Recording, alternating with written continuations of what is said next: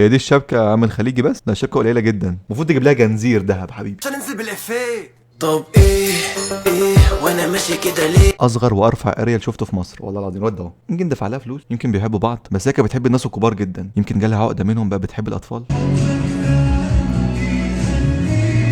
حبه برضه اللي بيخليكي ولا فلوسك اللي بتخليني؟ خلينا واقعيين. انت الآن تشاهد اليوتيوبر المصري الوحيد الحاصل على 2 مليون مشترك. افرح، فأنت محظوظ جدا. افرح يا ابن المحظوظة، افرح. ايه يعني وصلنا 2 مليون ولا اي حاجه؟ كنت وعدتكم بعربيات، قلت لكم ان هي في الجمارك، يا جماعه انا كذاب، مفيش عربيات جايه في الطريق ولا في اي حاجه جايه. الحمد لله خدت منكم اللي انا عايزه، وصلت 2 مليون ومش هحقق لكم اي حاجه من اللي انا قلتها، واللي مش عاجبه يخبط راسه في الحيط. وشكرا بجد. بعضوا يا جماعه بجد، شكرا لكم يا جماعه، مش مصدق ان انا بقى عندي 2 مليون سبسكرايب. فيديو ال 2 مليون انا مش هعمله دلوقتي، يعني انا مستني حاجه تحصل كده وهعمله، وما اعرفش لسه هعمله عن ايه او هيبقى عن، يعني ما اعرفش لسه الجواب بتاعه هيبقى ايه، فنصبر شويه بس. ومفيش حد بارك لي من اليوتيوبرز اللي انا اعرفهم، ولا اتعدوا بس على الصوابع. انتوا عيال صفرة والله العظيم. انا عارف ان انت اصفر من ناحيتي، بس خش بارك لي، مثل عليا وانا همثل عليك عادي، مش هتفرق والله. كل مجال السوشيال ميديا ده اصلا يعني اغلبه عيال صفرة، لا صفرة يعني بجد. هو يخش بس ياخد منك المصلحه ويخلع. لو انت مش مشترك في القناه تشترك عشان نوصل 3 مليون.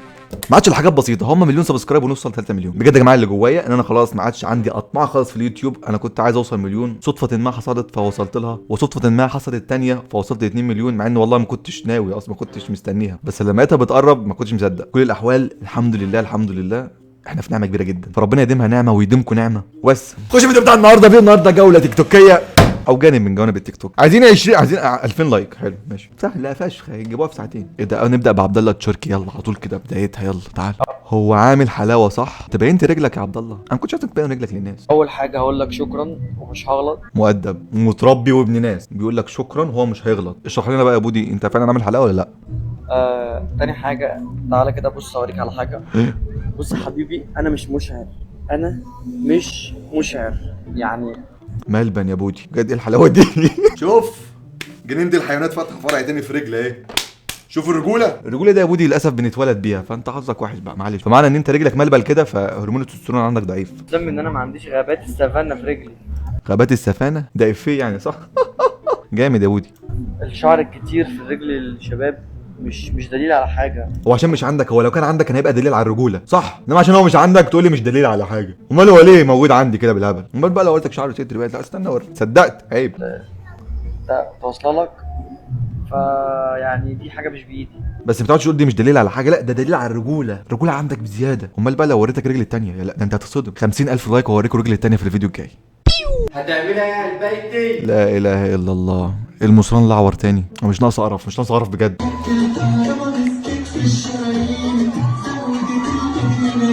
ودي الله الله الله، يا نهار اسود. عارف لما تخش تاكل فراخ وترمي لهم دور الفراخ كده على الارض؟ اول مره في حياتي اشوف المنظر ده على بني ادمين.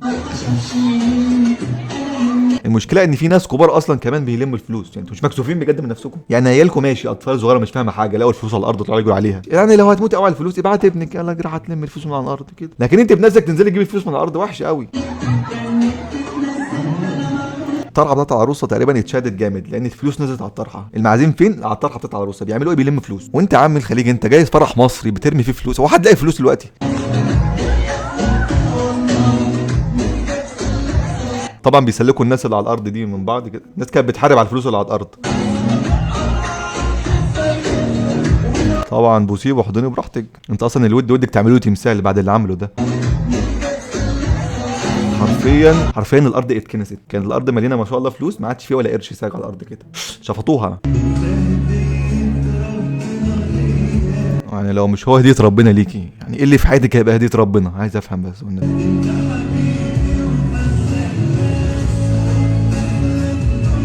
والله العظيم هي دي الفرحه الحقيقيه، دي العروسه اللي تستحق تفرح بجد حقيقي. ضمنت حياتها قدام هتبقى عامله ازاي. لكن العروسه من دول يعني تتجوز بيكتلها شهر شهرين ثلاثه في فرحه وسعاده، وتبدا المشاكل بقى، تروح لامها شويه بعدين ترجع تاني بيت جوزها بعدين تروح لامها شويه، تحس ان قضاء ترانزيت، راحه جايه راحه جايه.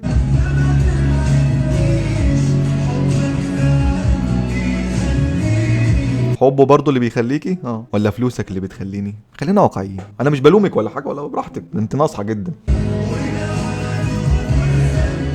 حسسي يا حسسي ما هو لو مش ده اللي هيتحسس عليه امال مين اللي هيتحسس عليه والنبي؟ مين؟ انا مثلا استحاله. هي دي الشبكه يا عم الخليجي؟ بس ده الشبكه قليله جدا، المفروض تجيب لها جنزير ذهب حبيبي. خليجي ايه اللي يجيب لها ذهب ورق شبه ده؟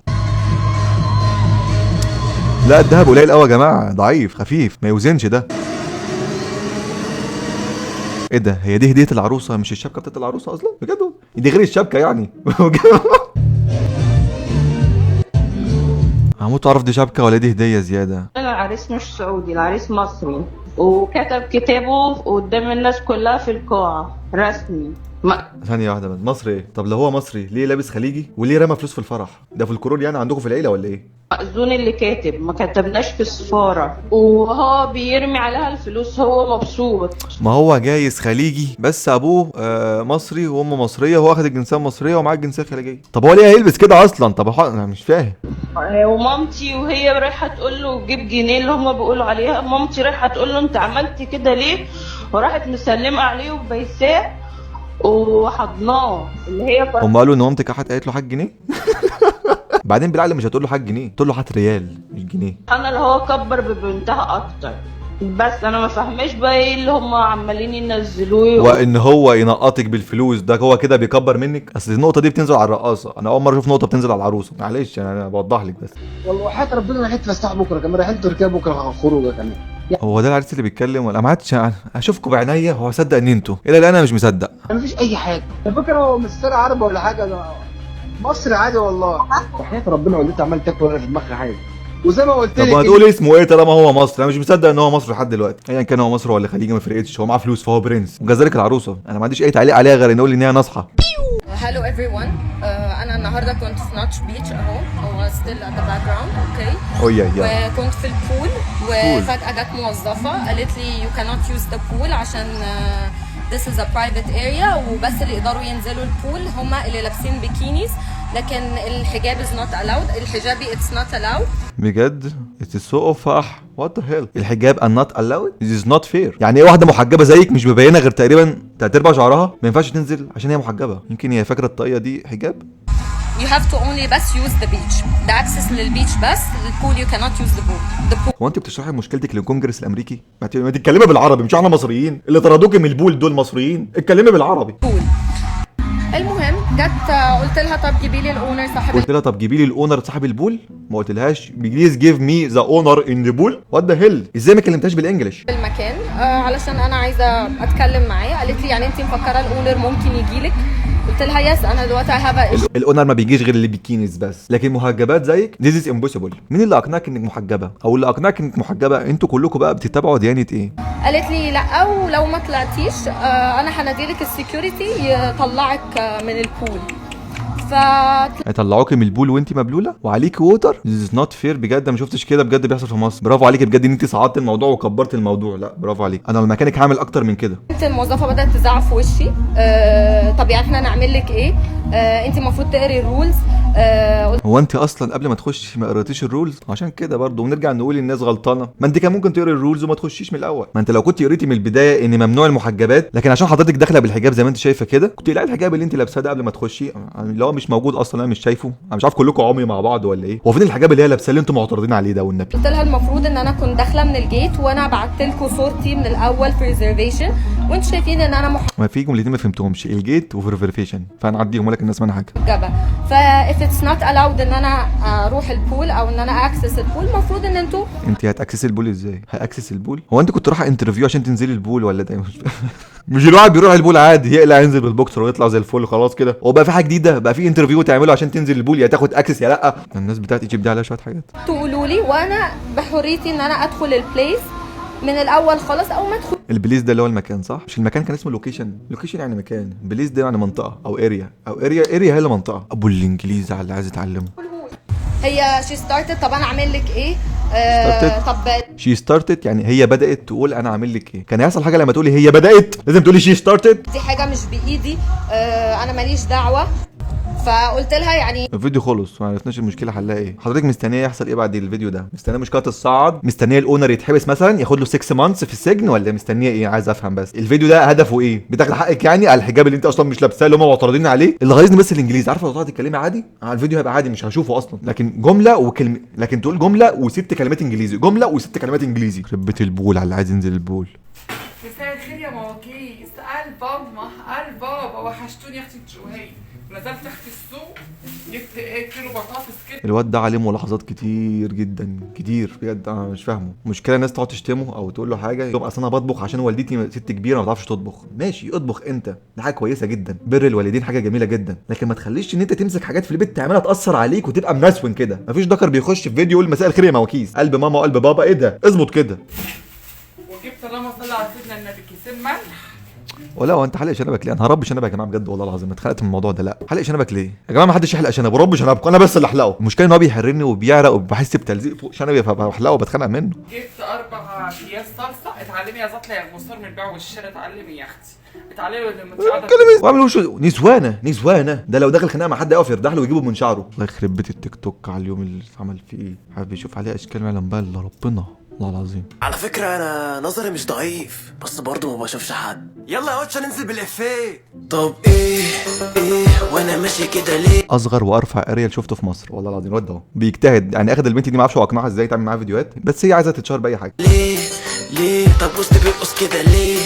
يعني انت بترقص بقى كده في الشارع. البنت دي يا جماعه اللي كانت متجوزه انا قلت لكم على الفيديو اللي فات او اللي قبله، كانت متجوزه ابوها تقريبا، مش ابوها جدها، هو مش جدها هو كبير في السن يعني. فلولا الصغنن ده اللي عامل عقله ونص ده مش عارف هو ازاي اقنعها ان هي تعمل معاها فيديوهات ويقعدوا يرقصوا كده في الشارع وكلام من ده. يمكن دفع لها فلوس، يمكن بيحبوا بعض، بس هي كانت بتحب الناس الكبار جدا، يمكن جالها عقده منهم بقى بتحب الاطفال. الموضوع محير فعلا. انا ما عادش فاهم فيديوهاتهم، بيعملوا فيديوهات يعني فيها بجد اوف احب كتير. ايه ده؟ هدير مالك شكلك متضايق عشان سبتك وكلمت شعرك مبلول كده ليه يا هدير؟ انت صاحبك. ما انا اللي قايل له. قال لك ايه؟ قال لي شوف لك كلب. الفيديوهات دي كانت بتتعمل في 2011 قبل ما السوشيال ميديا تبدا، فكان ممكن تحصل. الفيديو نزل في 9 ساعات جايب 70,000 لايك علشان الكلبه. الفيديو هو بص هو تقريبا بياخدها كل ما الريتش ينام. يعني هنا عمل فيديو لستنج منه 300 الريتش يعتبر نايم، خدها معاه جاب 3,500,000. بعدين عمل فيديو لوحده الريتش نام، بعدين عمل فيديو تاني لوحده الريتش نام، والفيديو ده من 12 ساعه جايب 300,000 فحلو فشخ لسه هيجيب. بعدين خدها فيديو اللي هو من 7 ساعات جايب 1,200,000. فمعلومه الهدير هو مش بياخدك كشخصك يصور بيكي، هو بياخد يعني مش عايز اقول لك بقى مش مهم، انت اكيد فاهمه انت شغاله بيهم برضه. فيا حمدي اللي بتعمل محتوى هادف انا عارف دماغك فيها ايه. انت بتقول ان انت بتاخد البنت دي تعمل بيها فيديوهات تجيب بيها ريتش بعدين تعمل محتوى الهادف بتاعك تاني. انا الكلام ده وصلني. فالفكره دلوقتي في ايه يا حموده؟ ان انت اتشفت وتعرفت بفيديوهات قذره بجد حرفيا. اللي بيشوفها ويتابعها ناس حيحانه او تعبانه. ليه؟ لان انت جايب لنا واحده بتهز وترقص بجسمها عشان نتفرج عليها، فانت اصبحت قواد مش منشئ محتوى. فهمت يا حموده اللي انت عامل عقله ونص وعامل القلق ده كله؟ يا جماعه بقى ما تمنشونيش بقى، انا مش عايز اشوف براس انا على المسا بقى في الفيديو، ما بحبش اشوف الحاجات دي. بقول لك ايه انا اتقفلت ما عادش قادر. انا هتقعد بقى تمنشوني لي في براس وحاجات من دي ما بطقهاش. لو انت كمان في حد دقيقه تعرف تحت الكومنتات كمان في حد دقيقه كام اوصلنا بالظبط واكتر حتى عجبتك في الفيديو. ولو انت مش مشترك في القناه لحد دلوقتي يا ريت تشترك في القناه. وميرسي فشخ انت كمان في حد دلوقتي وانت ما عندكش اشترك في القناه. باي باي. Please tell me that I can't, that I won't, that I fail, that I'll never make it out, yeah. Please tell me all the bad, never good, fill my head full of every single doubt, yeah. Please say any negative thoughts, I pop off when I hear people say I cannot. I get off to the thought of proving everyone wrong, I won't stop to the top, so you better back off and get lost.